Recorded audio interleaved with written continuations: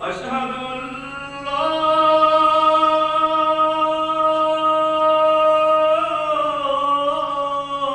إله إلا الله.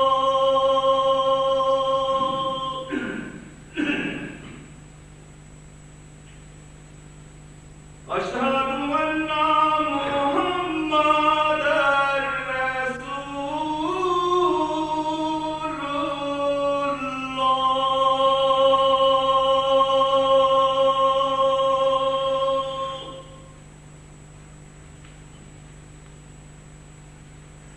أشهد أن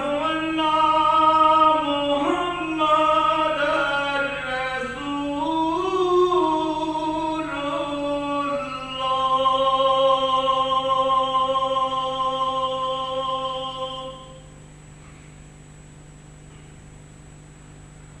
حي على الصلاة.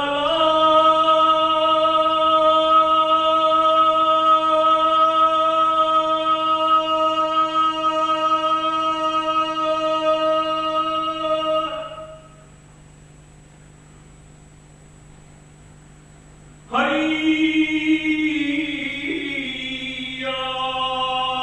الصلاة.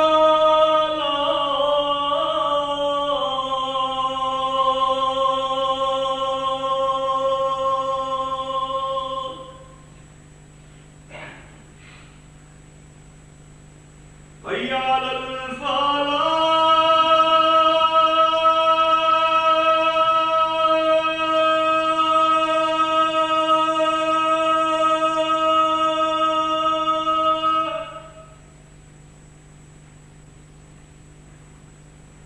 حي على الفلاح.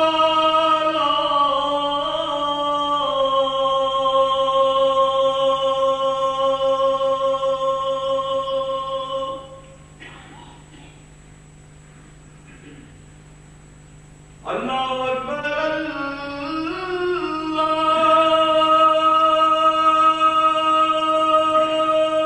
الله أكبر.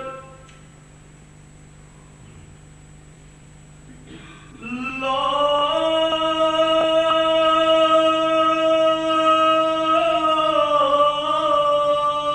إله إلا الله.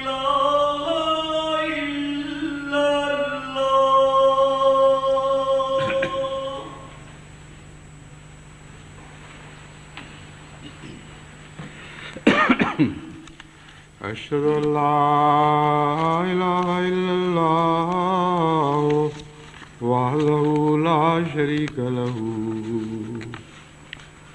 وأشهد أن محمدا عبده ورسوله.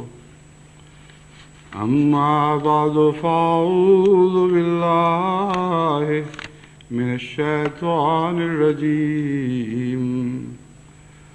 بسم الله الرحمن الرحيم.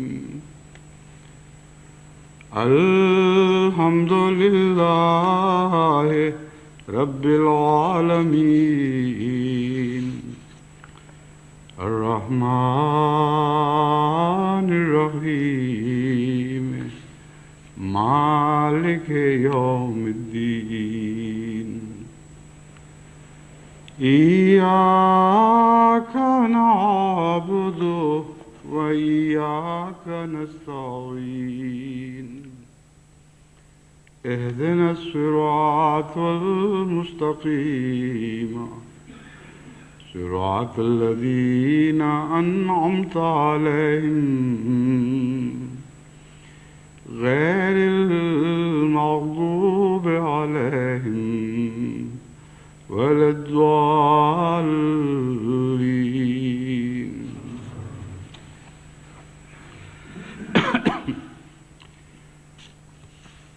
علامہ اقبال نے ایک دفعہ اپنی ایک نظم میں خدا تعالیٰ کو مخاطب کرتے ہوئے یہ عرض کیا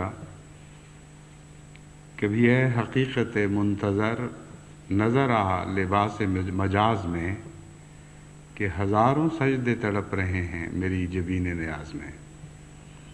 یہ وہی لقاء کا مضمون ہے جو پچھلے 2 خطبوں میں بیان کرتا رہا ہوں، لیکن ایک ایسی آنکھ نے لقاء کے مضمون کو دیکھنے کی کوشش کی جو عرفان سے آ رہی تھی۔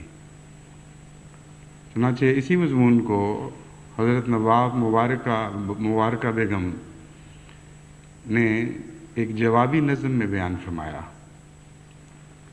علامہ اقبال نے تو یہ کہا تھا کہ کبھی اے حقیقت منتظر نظر آ لباس مجاز میں، کیوں نظر نہیں آتی کہ ہزاروں سجدے تڑپ رہے ہیں۔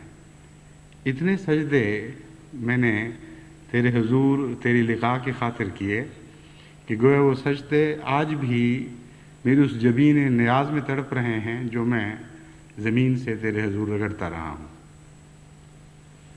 حضرت نواب مبارکہ بیگم صاحبہ نے جواباً جو نظم لکھی اس کے چند شعر میں آپ کے سامنے رکھتا ہوں۔ انہوں نے لکھا، مجھے دیکھتا جو نہیں ہے تو یہ تیری نظر کا قصور ہے، مجھے دیکھ طالب منتظر مجھے دیکھ شکل مجاز میں، کہ ہزاروں سجدے تڑپ رہے ہیں تیری جبین نیاز میں، مجھے دیکھ رفت کوہ میں، مجھے دیکھ پستی کاہ میں، مجھے دیکھ عجز فقیر میں، مجھے دیکھ شوکت شاہ میں، نہ دکھائی دوں تو یہ فکر کر کہیں فرق ہو نہ نگاہ میں، کہ ہزاروں سجدے تڑپ رہے ہیں تیری جبین نیاز میں، مجھے ڈھونڈ دل کی تڑپ میں تو، مجھے دیکھ روئے نگار میں، کبھی بلبلوں کی صدا میں سن، کبھی دیکھ گل کے نکھار میں، میری ایک شان خزاں میں ہے، میری ایک شان بہار میں، مجھے دیکھ طالب منتظر مجھے دیکھ شکل مجاز میں، کہ ہزاروں سجدے تڑپ رہے ہیں تیری جبین نیاز میں، میرا نور شکل ہلال میں، میرا حسن بدر کمال میں، کبھی دیکھ طرز جمال میں، کبھی دیکھ شان جلال میں، رگے جاں سے ہوں میں قریب تر، تیرا دل ہے کس کے خیال میں، مجھے دیکھ طالب منتظر مجھے دیکھ شکل مجاز میں، کہ ہزاروں سجدے تڑپ رہے ہیں تیری جبین نیاز میں۔ یہ جو نظارہ آپ نے حضرت نواب مبارکہ بیگم صاحبہ کے کلام میں دیکھا ہے، یہ عارفانہ ہونے کے باوجود لقاء کا وہ نظارہ ہے جو ابھی سطح سے تعلق رکھتا ہے۔ آفاقی نظر ہے، اس میں گہرائی بھی ہے، ہر سطح سے گویا وہ شیشے کی سطح ہے، نظر لوٹ کر واپس آنے کی بجائے خدا کی جانب اٹھتی ہے۔ جیسے بعض دفعہ زاویوں سے شیشے کو دیکھا جائے تو اپنا وجود دکھائی دینے کی بجائے دوسرا مقابل پر اس زاویے پر کھڑا ہوا ایک اور وجود دکھائی دیتا ہے۔ لیکن ایک اور نظر ہے خدا کو دیکھنے کی جو خدا کی ذات کے اندرونی مشاہدے سے تعلق رکھتی ہے۔ اس میں بھی ایک ظاہری نظر ہے، یعنی ظاہری تو نہیں کہنا چاہیے، وہ عرفان کی نظر ہی ہوا کرتی ہے، لیکن نسبتاً سطح سے تعلق رکھنے والی۔ جیسا کہ میں نے گزشتہ خطبے میں بیان کیا تھا، سائنسدانوں نے جو کائنات کا مطالعہ کیا ہے، اگر سائنسدان کی نظر سے آفاقی مطالعہ کیا جائے یا اندرون کا اپنی ذات کا مطالعہ کیا جائے تو ہر مطالعہ خدا تعالیٰ کی طرف لے کے جائے گا، اور انسان یوں لگتا ہے جیسے ایک آئینہ خانے میں چلا گیا ہے۔ آئینہ خانے میں تو ایسا نظارہ ہوتا ہے کہ جدھر دیکھے انسان ادھر خود ہی دکھائی دیتا ہے اپنے آپ کو، یعنی اپنی صورت ہی دکھائی دیتی ہے۔ مگر یہ عرفان کا آئینہ خانہ وہ ہے جس میں ہر طرف خدا دکھائی دینے لگتا ہے۔ لیکن یہ بھی نظارہ جیسا کہ میں نے بیان کیا ہے ابھی نسبتاً سطحی ہے۔ قرآن کریم میں اللہ تعالیٰ نے یہ مضمون ہمارے سامنے رکھا، والذین جاہدوا فینا لنہدینہم سبلنا، وہ لوگ جو میری خاطر جہد کرتے ہیں، کوشش کرتے ہیں، جو میری ذات کی تلاش میں رہتے ہیں، لَنَهْدِيَنَّهُمْ سُبُلَنَا، ہم ہیں جو اپنی راہیں ان کو دکھاتے ہیں۔ پس محض جوہد سے جو نظارے دکھائی دیتے ہیں اسے لقاء نہیں کہا جا سکتا۔ لقاء کے لیے اپنے محبوب کا خود جھک کر ہاتھ پکڑنا ضروری ہے، ورنہ دور کے نظارے تو دل کی بعض دفعہ پیاس بجھانے کی بجائے اور بھڑکا جایا کرتے ہیں۔ بس لقاء سے مراد نظارہ نہیں ہے، لقاء سے مراد تعلق ہے، پیار اور وہ محبت کا تعلق جو پہلی لقاء، جو نظارے کی لقاء ہے، اس کے بعد حاصل ہوا کرتا ہے۔ اور اس پہلو سے خدا تعالیٰ کا نظارہ اپنے وجود میں انسان دیکھ بھی سکتا ہے اور نہیں بھی دیکھ سکتا۔ یہ اور طرح کا نظارہ ہے جس کا میں تفصیل سے مختصر کرنے کی کوشش کروں گا، مگر نسبتاً تفصیل سے بیان بھی کروں گا۔ جہاں خدا تعالیٰ نے یہ فرمایا کہ مجھ تک پہنچنے کی بہت سی راہیں ہیں اور پھر میں مدد کرتا ہوں، تو اپنی کوشش سے ان راہوں کے ذریعے مجھ تک نہیں پہنچ سکتے۔ وہاں اپنے ملنے کی ایک راہ بھی بیان فرمائی اور اس کا نام صراط مستقیم رکھا۔ چنانچہ جہاں فرمایا لَنَهْدِيَنَّهُمْ سُبُلَنَا، ہم اپنی راہوں کی طرف ان کو ہدایت دیتے ہیں، وہاں یہ دعا سکھلا دی کہ ربنا اهدنا الصراط المستقیم، کہ اے خدا ہمیں صراط مستقیم کی راہ دکھا۔ صراط مستقیم کے متعلق اللہ تعالیٰ فرماتا ہے ان ربی علی صراط مستقیم، کہ اے نبی خدا اعلان کر دے کہ میرا رب صراط مستقیم پر ہے۔ بس اس مضمون کو سمجھنے کے بعد اہدنا کی دعا کا مفہوم زیادہ وضاحت کے ساتھ سمجھنے کی انسان میں اہلیت پیدا ہو جاتی ہے۔ بہت سے مفسرین نے اس بات پر بحث چھیڑی ہے کہ اہدنا الصراط المستقیم میں جو یہ فرمایا گیا کہ ہمیں صراط مستقیم کی ہدایت دے، جب صراط مستقیم حاصل ہو گئی پھر یہ دعا مانگتے رہنے کا کیا مطلب ہے؟ اور اس کے بہت سے معنی بیان فرمائے گئے ہیں جو درست ہیں اور مختلف زاویوں سے درست ہیں، لیکن حقیقی معنی یہ ہے کہ صراط مستقیم خدا کی ذات کا وجود ہے، اور خدا کی ذات جس راہ پر کھڑی ہے وہ لامتناہی راہ ہے، اور خدا کی ذات میں سفر لامتناہی ہے۔ بس اہدنا الصراط المستقیم کا معنی یہ ہوگا کہ اے خدا جس راہ کے متعلق تو نے فرمایا ہے کہ اے نبی اعلان کر کہ ان ربی علی صراط مستقیم، میرا رب صراط مستقیم پر کھڑا ہے، اس راہ کی ہدایت اس طرح دے کہ ہم ہمیشہ اسی راہ پہ چلتے رہیں اور اسی راہ پر ہمیشہ تیرے وجود کے اندر آگے بڑھتے رہیں اور تیری ذات سے زیادہ متعارف ہوتے چلے جائیں۔ یہ وہ لقاء ہے در حقیقت جو خدا کی مدد سے ملتی ہے اور ملنے کے بعد پھر جاری رہتی ہے، اور یہ مضمون پھر کبھی ختم نہیں ہوتا۔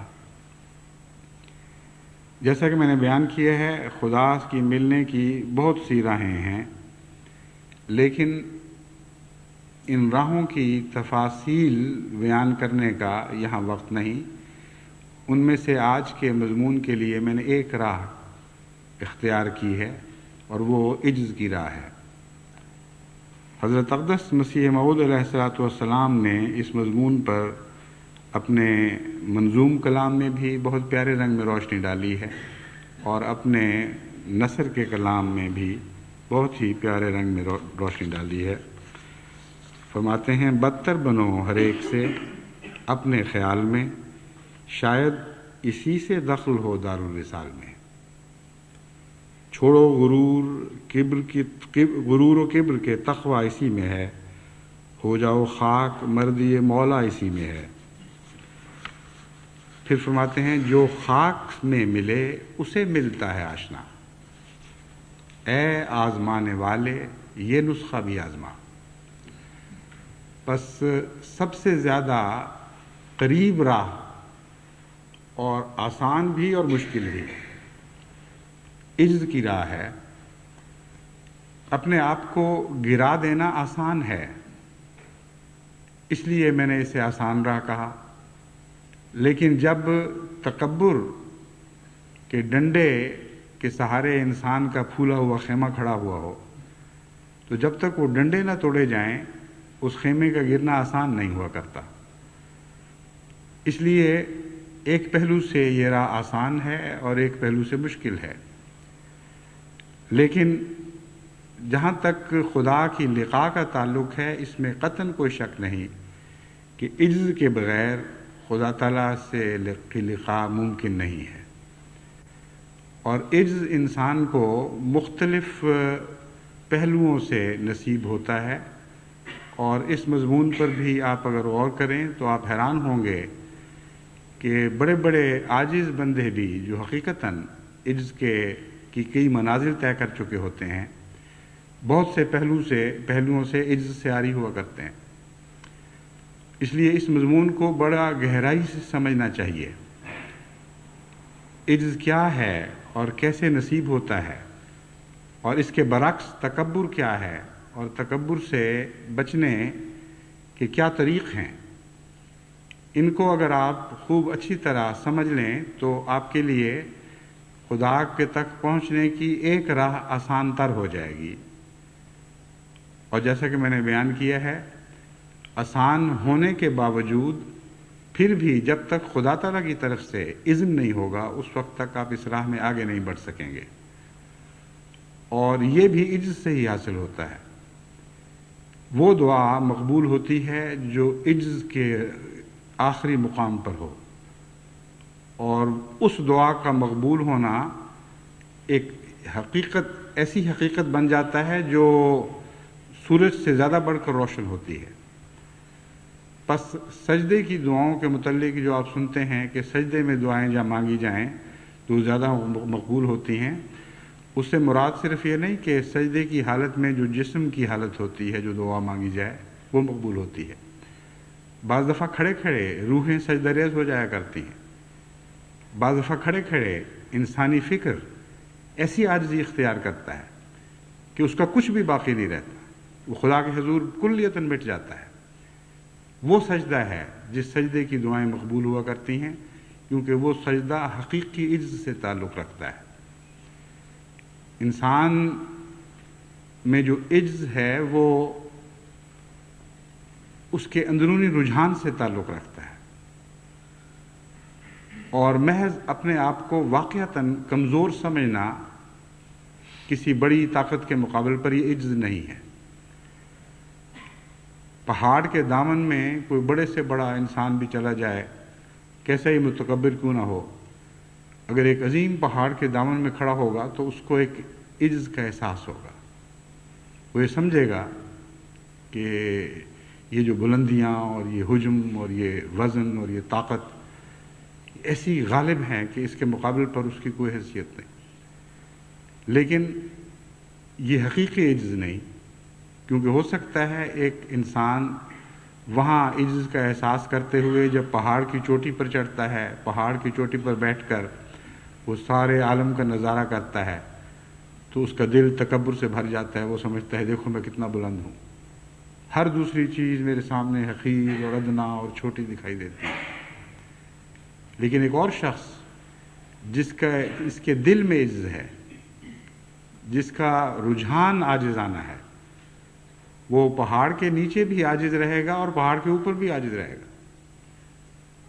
دنیا کی کوئی کیفیت بھی اس کے عاجزانہ رجحان کو تبدیل نہیں کر سکتی۔ یہ وہ عجز ہے جو عارف باللہ کا عجز ہے، جس کے بعد پھر لقاء نصیب ہوا کرتی ہے۔ انبیاء ہر شان میں عاجز ہوتے ہیں، نبوت سے پہلے کی شان میں بھی عاجز ہوتے ہیں اور نبوت کے بعد کی شان میں بھی عاجز ہوتے ہیں، اور در حقیقت جتنا ان کو بلندی نصیب ہوتی ہے اتنا ان کا عجز بڑھتا ہے. چنانچہ نبوت سے پہلے کے عجز کی کیفیت اور ہوا کرتی ہے اور نبوت کے بعد کے عجز کی کیفیت اور ہوتی ہے، کیونکہ بلندی سے بلندی کا عرفان بڑھتا ہے. ایک شخص جو پہاڑ کے نیچے سے پہاڑ کی چوٹی کو دیکھ رہا ہے، اگر اس کی نظر چوٹی پر جا کر ٹھہر گئی ہے تو اس کا عجز اسی نسبت سے ہوگا جس نسبت سے اس کو پہاڑ زیادہ سربا فلک دکھائی دے رہا ہے، زیادہ بلند دکھائی دے رہا ہے. لیکن ایک شخص جو پہاڑ کی چوٹی پر چڑھتا ہے اور مزید بلندیاں دیکھتا ہے، اس کے دل کی کیفیت بالکل اور ہو جایا کرتی ہے. وہ سمجھتا ہے کہ میں تو اسی کو چوٹی سمجھ رہا تھا، صرف میں ہی بے حقیقت نہیں، یہ پہاڑ بھی بے حقیقت ہے، اس کی بھی کوئی حیثیت نہیں. جو رفتیں مجھے ظاہری آنکھ سے دکھائی دیتی تھیں ان رفتوں کی بھی کوئی حیثیت نہیں. میرے خدا کی کائنات تو بہت وسیع ہے، بلند سے بلند تر، ہر منزل کے بعد ایک اور منزل. یہی مضمون ہے جس کو حضرت اقدس ابراہیم علیہ السلام نے جب بیان فرمایا تو بہت سے مفسرین دھوکہ کھا گئے، یعنی اس کا ذکر قرآن کریم میں پڑھ کر اور سمجھ نہیں سکے. وہ سمجھے کہ نعوذ باللہ یہ جھوٹ کی ایک قسم ہے، حضرت ابراہیم یا شرک کی ایک قسم ہے. حضرت ابراہیم علیہ السلام نے ستارہ دیکھا اور کہا اچھا دیکھو کیسا روشن ہے، شاید یہی ہمارا خدا ہو. مراد یہ نہیں تھی کہ میرا خدا ہے یا تمہارا خدا ہے، مراد یہ تھی کہ تم لوگ اس طرح مروب ہوتے ہو، تم لوگ جو عرفان سے عاری ہو ہر بلند چمکنے والی چیز کو بڑا سمجھنے لگ جاتے ہو اور اس کے سامنے جھکتے ہو، حالانکہ وہ ذات جو ما ورا ہے ان سے پیچھے ہے، وہ تمام روشنیوں کا منبع ہے، تمام روشنیاں اس سے پھوٹتی ہیں، ہر نور اس سے نکلتا ہے. تو نظر کو کہیں ٹھہرا دینا جو ہے یہ ایک قسم کا غلط عجز پیدا کرتا ہے جو شرک کی طرف لے جاتا ہے. بس اس مضمون کو بہت غور سے سمجھنا ضروری ہے. دنیا میں انسان جب بڑے بڑے بادشاہوں کو، جابر حاکموں کو دیکھتا ہے ان کے سامنے بھی تو ایک عجز محسوس کرتا ہے، لیکن اگر اسے حقیقی عاجزی نصیب نہیں یا عجز کا عرفان حاصل نہیں تو اس کی نظر وہیں جھک جاتی ہے اور عجز سے بجائے اس کے کہ توحید پیدا ہو، شرک پیدا ہو جاتا ہے. بس حضرت ابراہیم علیہ السلام نے اپنے خداداد عرفان سے اس بات کو اس رنگ میں تمثیلاً بیان فرمایا کہ دیکھو اوہو یہ تو ستارہ ڈوب گیا، یہ تو میرا خدا نہیں ہو سکتا. ہاں چاند نکلا ہے، دیکھو کیسا روشن، کیسا خوبصورت، زیادہ پر نور اور زیادہ وجیح اور دل کو لبھانے والا. لیکن کچھ عرصے کے بعد وہ چاند بھی ڈوب جاتا ہے تو آپ کہتے ہیں اوہو ہماری نظر تو یہیں ٹھہری ہوئی لگ رہی تھی، یوں لگتا تھا کہ یہی آخری منزل ہے. لیکن اس کے بعد بھی ایک منزل ہے، چونکہ دیکھو سورج نکل آیا اور کتنا عظیم الشان سورج ہے، کس طرح اس نے کل عالم کو روشنی سے بھر دیا ہے، شاید یہی ہمارا خدا ہو. لیکن جب وہ سورج ڈوبا تو آپ نے فرمایا کہ نہیں، نہ ستارہ خدا تھا، نہ چاند خدا تھا، نہ سورج خدا ہے. حقیقت یہ ہے کہ وہ ما وراء الورا ہستی ہے، وہ ہمارا خدا ہے جس نے ان سب چیزوں کو نور بخشا ہے. بس عجز تو ضروری ہے، لیکن عجز کا بھی ایک اپنا عرفان ہوا کرتا ہے، اور صاحب عرفان کا عجز اور ہے اور بے عرفان انسان کا عجز اور ہے. بے عرفان کا عجز اسے بالکل ناکارہ اور بے ہمت کر دیا کرتا ہے، ہر طاقت کے سامنے وہ سجدہ ریز ہو جاتا ہے، ہر بڑے کو دیکھتا ہے اور اس کے سامنے اپنے آپ کو بے حیثیت سمجھ کر اس کو سجدے کرنے لگتا ہے. لیکن ایک صاحب عرفان کا عجز بلندیوں کے ساتھ اور جھکتا چلا جاتا ہے، نہ وہ تکبر کی طرف مائل ہوتا ہے نہ وہ شرک کی طرف مائل ہوتا ہے. پس حضرت ابراہیم علیہ السلام نے اس مثال کے ذریعے عجز کی ایک بہت ہی خوبصورت تفسیر ہمارے سامنے فرما دی اور ہمیں بتایا کہ عجز وہی ہے جو بالآخر خدا تک پہنچائے، ورنہ تم اپنے آپ کو ایسا حقیر اور بے طاقت سمجھنے لگو گے کہ مخلوق کے سامنے جھک جاؤ گے. بس نبوت میں بھی عجز کا عرفان بڑھتا چلا جاتا ہے، کیونکہ ایک بلندی کے بعد جب نبی کو دوسری بلندی نصیب ہوتی ہے تو اس بلندی سے خدا کی بلندی کا ایک اور آسمان اس کے سامنے روشن ہو جاتا ہے، ایک نئی بلندی اس کو دکھائی دینے لگتی ہے، اور اس کے سامنے وہ پھر اپنے آپ کو دوبارہ عاجز محسوس کرتا ہے۔ وہ سمجھتا ہے کہ میں نے اپنے آپ کو عاجز سمجھا تو تھا، لیکن جیسا کہ حق تھا ویسا عاجز نہیں سمجھا تھا۔ خدا تعالیٰ تو لامحدود ہے اور اس کی ذات کی عظمت کا تصور بھی ممکن نہیں ہے۔ ایک موقع پر حضرت اقدس محمد مصطفیٰ صلی اللہ علیہ وآلہ وسلم نے فرمایا کہ اللہ تعالیٰ کی ذات ایسی مستغنی، ایسی غنی ہے اور ایسی لامتناہی دولتوں کا وہ مالک ہے کہ اگر تم اس سے اس کی ساری کائنات مانگو، جو مانگ سکتے ہو مانگ لو، اور وہ سب کچھ تمہیں دے دے، تو اس کی دولت میں اتنی کمی بھی نہیں آئے گی جتنی ایک سمندر میں سوئی کا نوکا ڈبو اور اس کے ساتھ تھوڑا سا پانی لگا رہ جائے جب اس کو باہر نکالو۔ اس پانی سے جو سوئی کے ناکے کے ساتھ نوک کے ساتھ لگا رہ جاتا ہے اور وہاں قطرہ نہیں ٹھہر سکتا۔ مثال بہت خوبصورت دی ہے، انگلی ڈبو یا اور کوئی چیز ڈبو، اس کے ساتھ زیادہ پانی لگتا ہے، لیکن جو باریک نوک ہو اس کے ساتھ پانی کا قطرہ نہیں رہ سکتا، اس لیے بہت ہی معمولی پانی ہوگا۔ فرمایا اس میں بھی جو کمی آتی ہے، اس سے جو کمی آتی ہے خدا تعالیٰ کے کائنات میں اتنی بھی کمی بھی نہیں آتی اگر وہ تمہیں سب کچھ بھی دے دے۔ وہ لامتناہی ہے۔ یہ بات صاحب عرفان کے بغیر کسی کو نصیب نہیں ہو سکتی، اور جس کو یہ عرفان ہو اس کو اپنی دولت پہ گھمنڈ کیسے ہو سکتا ہے؟ ایک ملک کا بادشاہ بھی ہو جائے تو وہ ایک زمین کے ایک ملک کا بادشاہ ہے، اور اس کے باوجود اس کا اقتدار کامل نہیں ہے۔ اس کو تو اپنے نفس، اپنے وجود پر بھی اقتدار حاصل نہیں۔ جب بیمار پڑتا ہے تو کس طرح بے حیثیت اور بے حقیقت ہو کے رہ جاتا ہے۔ اس کو اپنے جذبات پر بھی کامل اختیار نہیں ہوتا، نہ اپنے غصے پر، نہ اپنی خوشی پہ، نہ اپنی نیند پر، نہ اپنے جاگنے پر۔ بس وہ ایک بڑے ملک کا بادشاہ بن کر کیسے متکبر ہو سکتا ہے اگر اس کی نظر خدا کی لامتناہی ملکیت پر ہو؟ بس عرفان الہی عجز کی راہ سے جو نصیب ہوتا ہے ویسا اور کوئی عرفان نہیں ہے، اور اس کے نتیجے میں پھر خدا کی ذات دن بدن زیادہ ظاہر ہونے لگتی ہے۔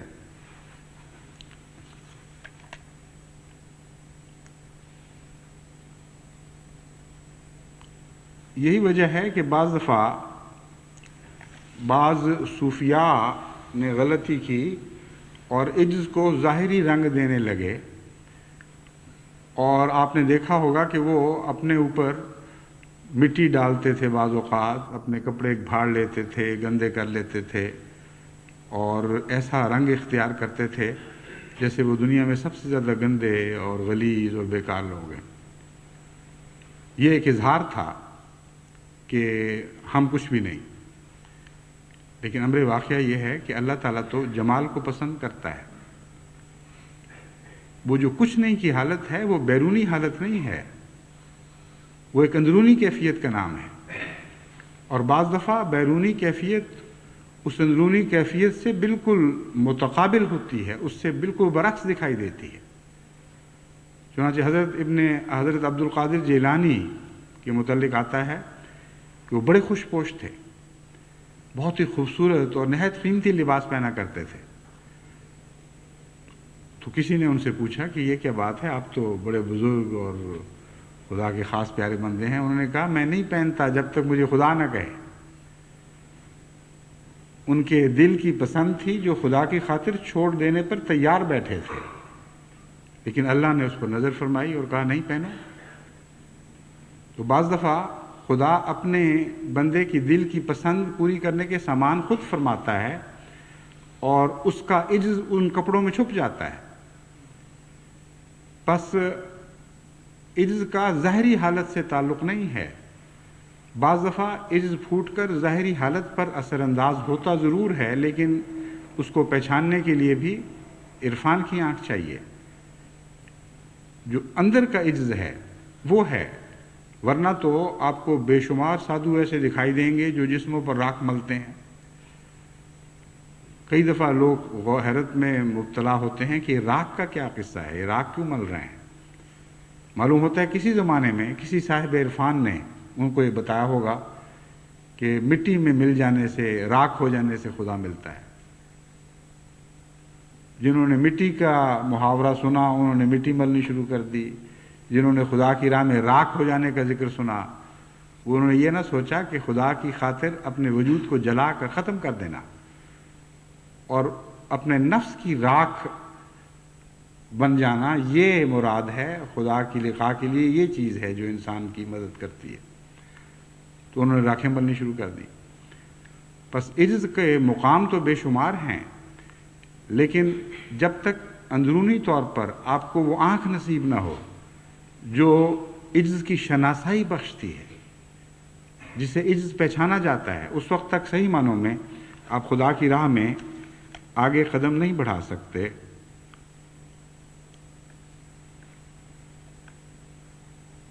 ایک اور پہلو سے جب ہم عجز کے مضمون پر نظر ڈالتے ہیں تو وہ اس کی برعکس صورت کو دیکھ کر عجز کا مضمون ظاہر ہونا شروع ہو جاتا ہے، اور وہ ہے تکبر۔ تکبر عجز کا بالکل برعکس ہے،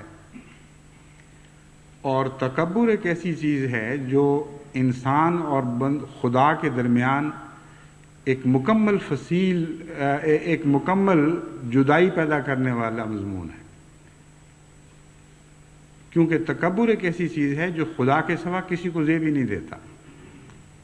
یہ وہ صفت ہے جس میں خدا کا کوئی نبی شریک نہیں ہے، صرف خدا ہے جس کے متعلق جس کے صفات میں لفظ متکبر آتا ہے، اور بڑی شوقت والی صفت ہے، بڑا ہی رعب پیدا ہوتا ہے انسان پر جب انسان خدا کی صفت متکبر پر غور کرتا ہے۔ اس کے سوا کسی بندے میں نہ تکبر کرنے کی استطاعت ہے، نہ تکبر کرنے کی طاقت ہے، نہ اسے زیب دیتا ہے، نہ اسے اجازت ہے۔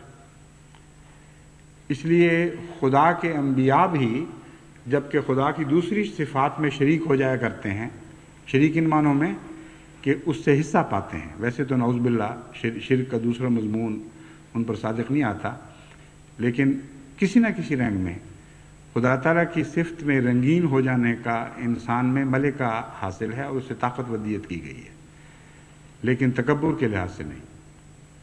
پس تکبر اگر کسی جگہ ہے تو وہ خدا کے اور بندے کے درمیان ایک ایسا فاصلہ پیدا کر دیتا ہے کہ اس کے نتیجے میں متکبر خدا سے مل ہی نہیں سکتا۔ چنانچہ حضرت عیسیٰ علیہ السلام نے اس مضمون کو اپنے رنگ میں یوں بیان فرمایا کہ دولت مندوں کا خدا کی بادشاہی میں داخل ہونا کیسا مشکل ہے، کیونکہ اونٹ کا سوئی کے ناکے میں نکل جانا اس سے آسان ہے کہ دولت مند خدا کی بادشاہی میں داخل ہو۔ اس زمانے میں غالباً دولت مند ہی زیادہ متکبر ہوا کرتے تھے، اس لیے وہ دولت مند کہہ کر دراصل متکبر کا مضمون باندھا گیا ہے لیکن قرآن کریم نے اس مضمون کو نہایت زیادہ کمال کے ساتھ اور بہت ہی حسین انداز میں بیان فرمایا ہے، اور اس مضمون کو جو ابتدائی دکھائی دیتا ہے حضرت مسیح کے قول کی صورت میں اسے مکمل کر دیا ہے۔ یعنی قرآن کریم کے بیان میں یہ مضمون اپنے ختم کو پہنچ گیا ہے، اس سے بڑھ کر یہ مضمون بیان نہیں ہو سکتا۔ فرمایا ان الذین کذبوا بآیاتنا واستکبروا عنہا لا تفتح لهم ابواب السماء ولا يدخلون الجنۃ حتى یلج الجمل فی سم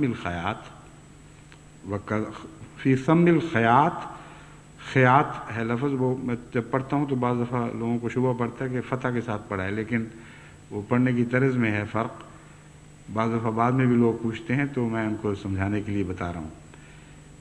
فی سم الخیات وکذالک نجزی المجرمین، فرمایا یقیناً وہ لوگ جنہوں نے ہمارے نشانات کو جھٹلایا، واستکبروا عنہا، اور ان سے تکبر اختیار کیا، لا تفتح لہم ابواب السماء، ان کے لیے آسمان کے دروازے نہیں کھولے جائیں گے، ولا يدخلون الجنت، اور وہ جنت میں داخل نہیں ہوں گے، حتی یلج الجمل فی سم الخیات، یہاں تک کہ اونٹ سوئی کے ناکے میں داخل ہو جائے۔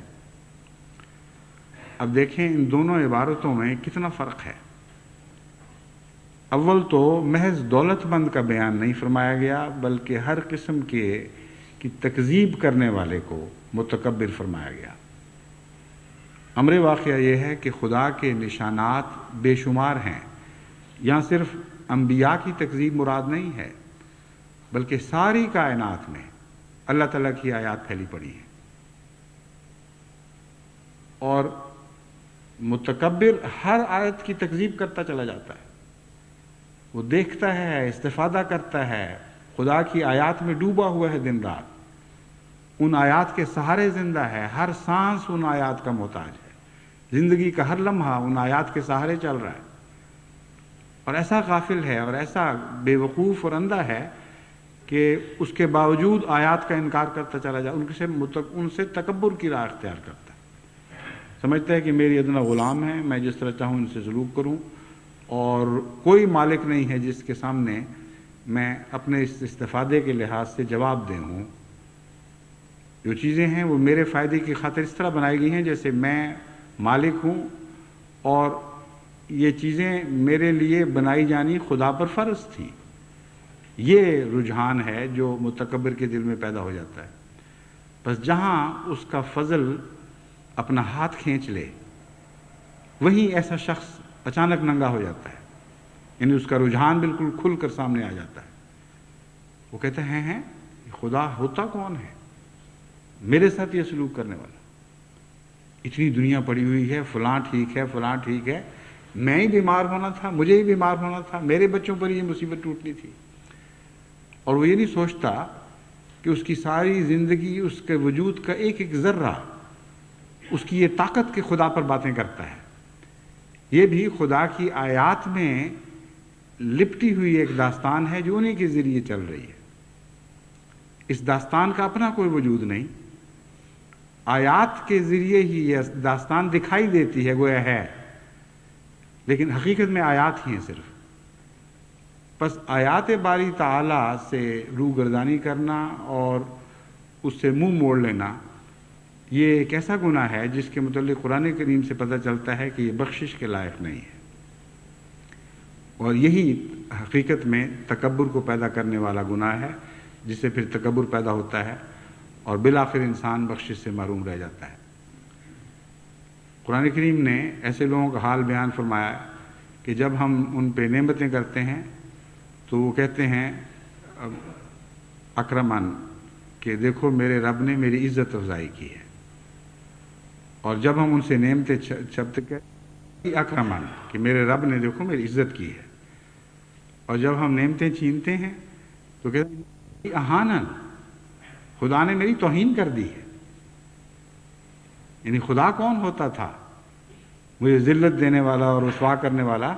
اس نے یہ نعمتیں مجھ سے واپس لے کر یا مجھ پر ان کی راہیں بند کر کے میری توہین کی ہے۔ بس وہ لوگ جو کائنات کو غفلت کی نظر سے دیکھتے ہیں اور اپنے وجود کو بھی غفلت کی نظر سے دیکھتے ہیں، ان کو یہ آیات دکھائی نہیں دیتی، اور ان کے اندر پھر تکبر پیدا ہونا شروع ہو جاتا ہے۔ فرمایا واستکبروا، بس آغاز شروع کیا آیات سے غفلت کرنے کے ذکر سے، اس کے نتیجے میں جو بیماری طبعاً پیدا ہوتی ہے، پھر اس مضمون کو بیان فرمایا واستکبروا عنہا، پھر فرمایا لا تفتح لہم ابواب السماء، یہ نہیں کہا کہ جنت میں داخل نہیں ہوں گے، فرمایا ان پہ رفتوں کا کوئی دروازہ بھی کھولا نہیں جائے گا، کتنا عظیم الشان اور کتنا کامل مضمون ہے. یعنی وہ لوگ جو خدا کے سامنے بڑے بنتے ہیں اور اونچے ہوتے ہیں، ان پر رفتوں کا کوئی دروازہ نہیں کھولا جائے گا. وہی ہیں جو سب سے زیادہ ذلیل اور سب سے زیادہ گرے ہوئے لوگ ہیں.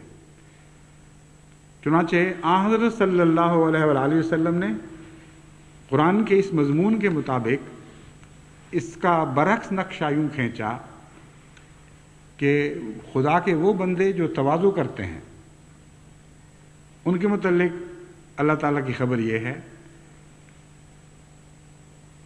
رفعناہم الی السماء السابع، جو اس کے الفاظ حدیث کے عربی میں تو مجھے یاد نہیں اس وقت، یعنی یاد تھے لیکن اس ذہن سے اس وقت گزر گئے ہیں، کہ وہ بندے خدا کے جو خدا کے حضور تواضع کرتے ہیں، اللہ تعالیٰ انہیں 7ویں آسمان پر اٹھا کے لے جاتا ہے. الی السماء السابع، اور زنجیر سے لپیٹ کر گویا کہ ان کو آسمان کی بلندی پر نہیں بلکہ 7ویں آسمان کی بلندی تک پہنچایا جاتا ہے. بس قرآن کریم نے فرمایا وَاسْتَكْبَرُوا عَنْهَا لَا تُفَتَّحُ لَهُمْ أَبْوَابُ السَّمَاءِ، جو تکبر کرتا ہے اس پر رفتوں کے دروازے نہیں کھولے جاتے. اور آن حضرت صلی اللہ اذا تواضع العبد، یہ الفاظ ہیں، اذا تواضع العبد رفعہ اللہ الی السماء السابع، کہ جب بھی کوئی بندہ خدا کا تواضع کرتا ہے، یعنی جھکتا ہے، گرتا ہے، اس کے حضور عاجزی اختیار کرتا ہے، رفعہ اللہ الی السماء السابع، اس کو خدا 7ویں آسمان کی بلندی تک اٹھا لے جاتا ہے. تو ہر بلندی کے لیے ایک عجز کا مقام ہے. اس بات کو آپ یاد رکھیں اچھی طرح. یعنی یہاں بلندیوں سے مراد یہ ظاہری بلندیاں نہیں ہیں. ہر انسان کے لیے کچھ اس کی خلقت میں بلندی پانے کی استطاعت موجود ہے، اور ہر انسان کا آسمان الگ الگ آسمان ہے. تبھی خدا تعالیٰ نے مختلف نبیوں کو معراج کی رات آن حضرت صلی اللہ علیہ وآلہ وسلم کو مختلف آسمانوں پر دکھایا ہے. ان سے خدا نے کوئی ناانصافی نہیں فرمائی. ہر شخص کی بلندی کی ایک استطاعت ہے، اور اس بلندی تک وہ بلند ہو سکتا ہے. چنانچہ مسلم موعود کی پیشگوئی میں اس مضمون کو یوں بیان فرمایا گیا، وہ اپنے نفسی نقطہ آسمان کی طرف یا آسمان تک اٹھایا جائے گا. یعنی خدا تعالیٰ نے اس کو جتنی صلاحیتیں بخشی ہیں، اس کا وہ آخری نقطہ جو آسمان پر مقدر ہے وہاں تک وہ رسائی پا جائے گا. یعنی وہ اپنی قوتوں کو ضائع نہیں کرے گا اور اپنی صلاحیتوں سے بھرپور فائدہ اٹھائے گا، یہاں تک کہ اللہ تعالیٰ اس کو توفیق بخشے گا کہ جو رفتیں اس کے لیے مقدر تھیں وہ ان کو حاصل کر لے گا. بس اس آیت نے ہمیں سمجھایا کہ عجز کے ذریعے بلندیاں حاصل ہوتی ہیں، اور یہاں رفت سے مراد صفات باری تعالیٰ ہیں، کیونکہ حقیقت میں ظاہری آسمان کی طرف اٹھایا جانا کوئی حقیقت نہیں رکھتا. یہاں ہرگز ظاہری آسمان مراد نہیں. نہ کبھی آج تک ہم نے دیکھا ہے کہ زنجیروں سے باندھ کر خدا نے کسی سجدہ کرنے والے کو سجدے کی حالت سے اٹھا کر کسی اوپر جو نظر آنے والے جو میں پہنچا دیا ہو. بس یہ کیسے ہو سکتا ہے کہ حضور صلی اللہ علیہ وسلم خبر دیں اور واقعہ نہ ہو؟ لیکن یہ واقعہ ہر روز گزرتا ہے. ہزاروں لاکھوں بندگان خدا ایسے ہیں جو سجدوں کی حالت میں اٹھائے جاتے ہیں، اور ضروری نہیں کہ وہ سجدہ ظاہری سجدہ ہو. ان کے دلوں پر ایسی کیفیتیں طاری ہوتی ہیں زندگی میں جو اچانک ان پر ان کے عجز کا ایک مقام روشن کرتی ہیں، اور اس فلیش میں، اس ایسے لمحے میں جس کو ظاہری وقت سے ناپا ہی نہیں جا سکتا، اچانک ان کو اپنا ایک عزت کا مقام دکھائی دیتا ہے، اور دل سے خدا تعالیٰ کی ایسی تکبیر بلند ہوتی ہے کہ اس کے نتیجے میں انہیں رفتوں کو ایک آسمان کی طرف بلندی نصیب ہوتی ہے. بس آخری درجہ 7ویں آسمان تک کا عام بندوں کا درجہ ہے، لیکن حضرت صلی اللہ علیہ وآلہ وسلم کو ان کے علاوہ رفت کا ایک اور مقام عطا ہوا جو ان آسمانوں کے بعد کا مقام تھا. اور وہ ظاہر کرتا ہے کہ حضور اکرم صلی اللہ علیہ وآلہ وسلم خدا کے سب عاجز بندوں سے زیادہ عجز کرنے والے تھے. اس لیے عجز والے کو بلندی عطا ہوتی ہے اور سچی بلندی حاصل کرنے والے کو عجز نصیب ہوتا ہے. یہ دو مضمون آپس میں ایک دوسرے کے ساتھ بندھے ہوئے ہیں اور یہی لقاء کا مضمون ہے، کیونکہ قرآن کریم میں جس معراج کا ذکر ہے وہ لقاء کا معراج ہے. کسی ظاہری آسمانوں کا سفر تو نہیں ہے جس طرح کے بعض علماء بیچارے اپنی ناسمجھی میں اور بینائی بصیرت کی کمی کی وجہ سے سمجھ بیٹھے ہیں کہ نعوذ باللہ کوئی ظاہری گھوڑا اترا، اس کے اوپر حضرت صلی اللہ علیہ وسلم سوار ہوئے اور پھر وہ اڑنا شروع ہوا پروں کے ساتھ، یہاں تک کہ ایک ایک آسمان کو پیچھے چھوڑتا چلا گیا. یہ بچگانہ تصور ہے. اصل میں حضرت صلی اللہ علیہ وآلہ وسلم نے یہ پیغام دیا، خدا نے یہ پیغام دیا تھا کہ تو عجز کے ایک ایسے مقام تک پہنچ گیا ہے جس میں بنی نوع انسان میں کوئی تیرا شریک نہیں رہا. ان معنوں میں خدا کی توحید کا ایک پرتو حضرت صلی اللہ علیہ وآلہ وسلم پر پڑا جو کسی اور انسان پر، کسی نبی پر نہیں پڑا، کہ ایک رنگ میں آپ بھی واحد ہو گئے اور یکتا ہو گئے. کبھی کوئی انسان خدا کے حضور ایسا عاجز نہیں ہوا تھا جیسے حضرت صلی اللہ علیہ وآلہ وسلم خدا کے حضور تواضع اختیار فرما گئے، اور اس کے نتیجے میں تمام مخلوق تو اپنی بلندیوں کے باوجود 7ویں آسمان سے اوپر نہیں جا سکی، لیکن حضرت صلی اللہ علیہ وآلہ وسلم کا مقام اس سے بھی بلند تر ہوا، اور اس کا تعلق عجز سے ہے، کیونکہ حضور نے خود فرما دیا ہے کہ رفتیں یعنی آسمان کی طرح بلندیاں کیسے نصیب ہوا کرتی ہیں. پھر فرمایا اسی آیت میں لا يدخلون الجنۃ حتی یلج الجمل فی سم الخیاط. یہ نہیں کہا کہ اونٹ کا ناکے میں داخل ہونا اس سے زیادہ آسان ہے کہ دولت مند جنت میں داخل ہو. یہ مضمون جو ہے یہ ایک قسم کا محال مضمون ہے، ناممکن دکھانے والا مضمون ہے. مگر قرآن کریم نے جو بیان فرمایا ہے اس میں بندے کے لیے مایوسی کی دیوار کھڑی نہیں کی. یہاں یہ فرمایا ہے یہاں تک کہ اونٹ داخل ہو جائے، یہ مضمون فرمایا ہے. اور تکبر کا اونٹ کم بھی ہو سکتا ہے، اس کا جسم چھوٹا بھی ہو سکتا ہے، اس کی کجیاں دور بھی ہو سکتی ہیں. اونٹ کی مثال بڑی خوبصورت مثال ہے. حضرت مسیح کو بھی یہ مثال دی گئی اور حضرت صلی اللہ علیہ وآلہ وسلم کو بھی یہی مثال سکھائی گئی، لیکن طرز میں کتنا فرق ہے. حضرت مسیح نے فرمایا کہ یہ زیادہ ناممکن ہے کہ دولت مند خدا کی راہ میں داخل ہو جائے، خدا کی جنت میں داخل ہو، بنسبت اس کے کہ اونٹ داخل ہو جائے وہ سوئی کے ناکے میں یا اس میں سے گزر جائے. قرآن کریم فرماتا ہے نہیں، جب تک اونٹ اس قابل نہیں ہو جاتا کہ سوئی کے ناکے سے نہ گزر جائے اس وقت تک جنت کا راستہ بند ہے. اور اونٹ کی مثال اس لیے دی گئی ہے ہاتھی کی بجائے، ہاتھی ورنہ زیادہ بڑا جانور ہے، قرآن کریم میں ہاتھی کا ذکر بھی موجود ہے، کہ اونٹ میں ایک ٹیڑھا پن بھی ہے. اس لیے تکبر میں جو کجی پائی جاتی ہے اس کی مثال اونٹ سے بہتر نہیں دی جا سکتی تھی. صرف بڑا ہی نہیں ہوتا بلکہ اس کے اندر ایک ٹیڑھا پن بھی پایا جاتا ہے. بس قرآن کریم سے پتہ چلتا ہے کہ جب تک کوئی انسان اپنے آپ کو بڑا سمجھ رہا ہے اور ٹیڑھا بھی ہے ساتھ، اور یہ دونوں چیزیں اکٹھی چلتی ہیں تکبر میں، اس وقت تک اس کے لیے کوئی نجات نہیں ہے. لیکن یہ فرمایا کہ یہ ممکن ہے کہ تمہارے تکبر دور ہو جائیں، یہ ممکن ہے کہ تمہارے کجیاں جو ہیں درست ہو جائیں اور تم سیدھے ہو جاؤ. اس لیے مایوسی کا پیغام نہیں ہے بلکہ امید کا پیغام ہے. مشکل کام ہے، تمہیں بہت محنت کرنی پڑے گی. انکا قادح الی ربک، بہت مشقت کی راہ اختیار کرنی پڑے گی، لیکن اگر کرو گے تو فملاقی ہے. اے انسان تجھے یہ پیغام ہے کہ تو ضرور خدا کو پالے گا. جنت تجھ پر حرام نہیں ہوئی ہے، مگر جنت کی راہ بتائی جا رہی ہے کہ وہ کیسی مشکل راہ ہے۔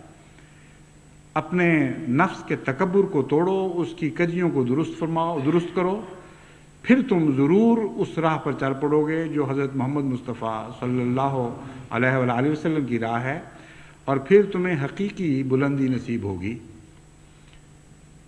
قرآن کریم میں آسمان کے مضمون کے ساتھ ایک اونٹ کا مضمون بھی باندھا گیا ہے۔ چنانچہ جو دوسری رکعت میں ہم سورت تلاوت کرتے ہیں اس میں یہ مضمون اکٹھا آیا ہے۔ اس کے متعلق ایک دفعہ میں نے خطبے میں کچھ روشنی ڈالی تھی، لیکن قرآن کریم کی آیات تو لامتناہی ہیں۔ یہ جو اب میں مضمون بیان کر رہا ہوں اس کا بھی اس کے ساتھ ایک تعلق ہے۔ آسمان کی بلندی اونٹوں کو حاصل نہیں ہوا کرتی، تمہیں غور کرنا چاہیے۔ آسمان کی بلندی خدا کے عاجز بندوں کو حاصل ہوا کرتی ہے۔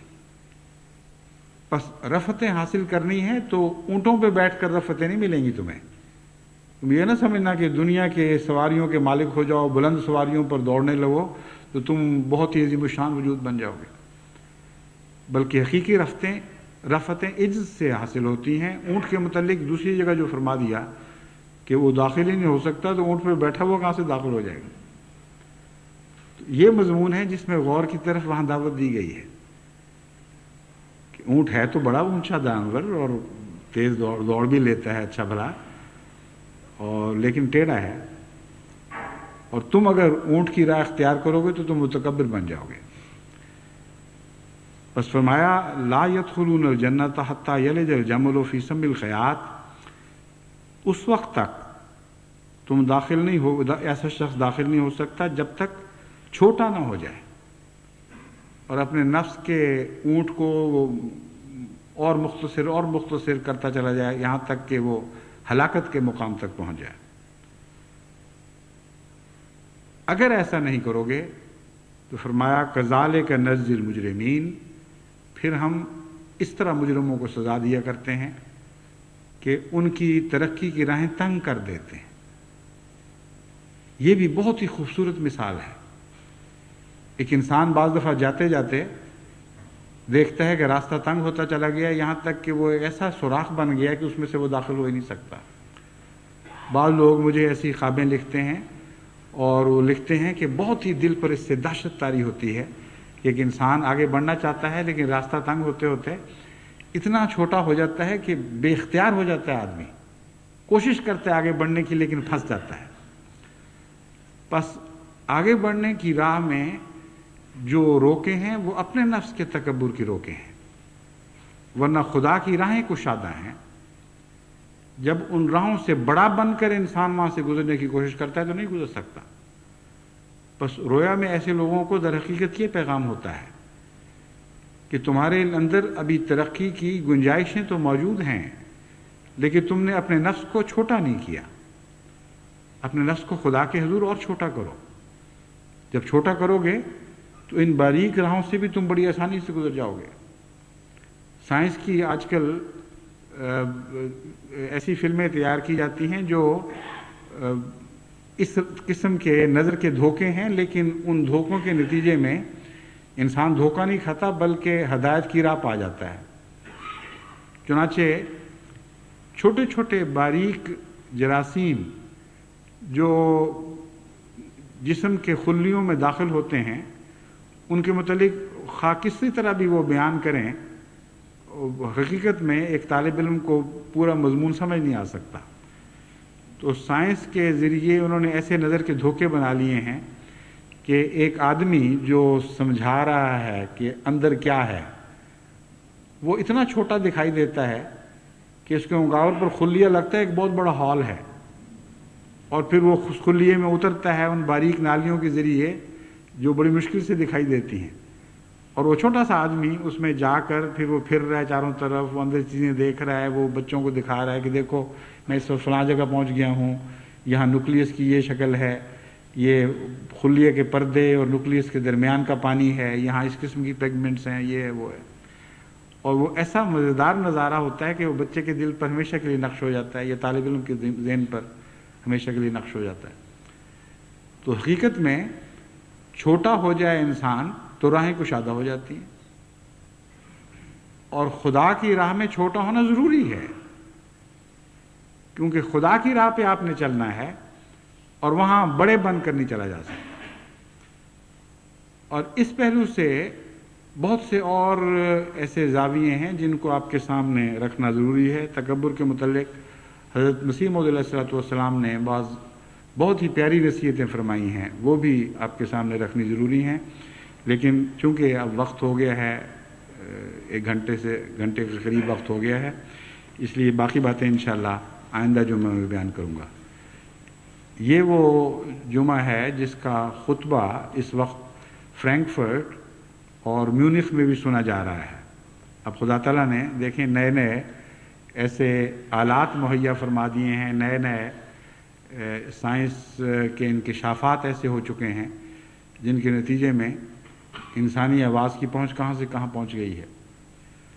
بس وہ بھی ہمارے شریک ہیں، اور اللہ تعالیٰ ان منتظمین کو جزا دے جن کی کوششوں کے ذریعے یہ آواز براہ راست دوسرے ملکوں کے لوگ سن سکتے ہیں، اور ان لوگوں کو بھی ہدایت دے جن کی کاوش فکر کے نتیجے میں ایسی چیزیں ایجاد ہوئیں. احسان مند ہونے کا ایک یہ بھی طریق ہے. بس رمضان مبارک میں جب آپ دعائیں کریں تو اپنے ہر محسن کے لیے دعا کیا کریں. مجھے ایک بچی کی بات بہت ہی پیاری لگتی ہے. وہ چودھری شاہ نواز صاحب مرحوم کی نواسی ہے. وہ چھوٹی سی تھی تو اسے ماں باپ نے سمجھایا کہ بیٹا دعائیں کرو، رمضان ہے یا ویسے کسی موقع پر کہا ہوگا، بہت دعائیں کیا کرو. تو ایک دن اس سے پوچھا کہ تم نے کیا کیا دعائیں کیں، بتاؤ تو صحیح. اس نے کہا میں نے جو دعائیں کیں امی کے لیے، نانی کے لیے، نانا کے لیے، ابا کے لیے، فلاں کے لیے، فلاں کے لیے، اس کے علاوہ میں نے اس کے لیے بھی دعا کی جس نے آئس کریم ایجاد کی تھی. انہوں نے کہا ہے اس کے لیے کیوں دعا کی؟ انہوں نے کہا دیکھو اس نے بچوں کا دل خوش کر دیا. اب یہ بات تو بچگانہ ہے لیکن عارفانہ بھی ہے. ہم لوگ جب بندوں کا احسان نہیں دیکھ سکتے تو خدا کا احسان بھی نہیں دیکھ سکتے. اس بات کو حضرت صلی اللہ علیہ وآلہ وسلم نے بیان فرمایا، من لم یشکر الناس لم یشکر اللہ. پس خدا کے عرفان کی باتیں تو ہم کر رہے ہیں، اگر بندے کا عرفان نہ ہوا تو خدا کا بھی نہیں ہوگا. تو ہر محسن کے احسان پر نظر رکھتے ہوئے اس کے لیے دل میں جذبہ تشکر رکھیں، اور اگر براہ راست کچھ نہیں کر سکتے تو دعا کیا کریں. اپنی دعاؤں کے ذریعے آپ احسان کا بدلہ اس رنگ میں اتار سکتے ہیں کہ ظاہری طور پر جو بدلے اتارے جاتے ہیں اس سے بہت بڑھ کر ایسے شخص کو جزا پہنچ جاتی ہے. اور اس طرح ہر راہ میں آپ کو، بندوں کی راہ میں بھی اور دوسری راہوں میں بھی، آفاقی طور پر بھی اور اندرونی طور پر بھی، ہر مطالعے میں خدا دکھائی دینے لگے.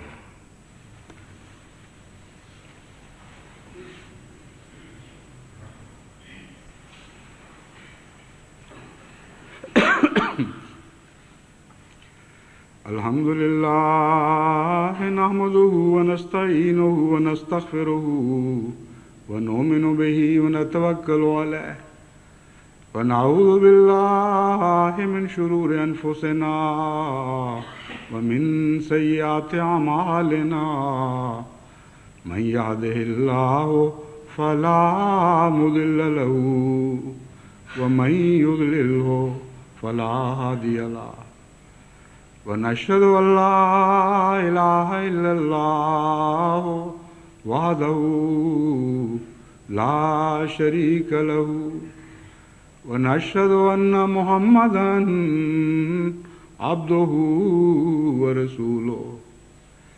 عباد الله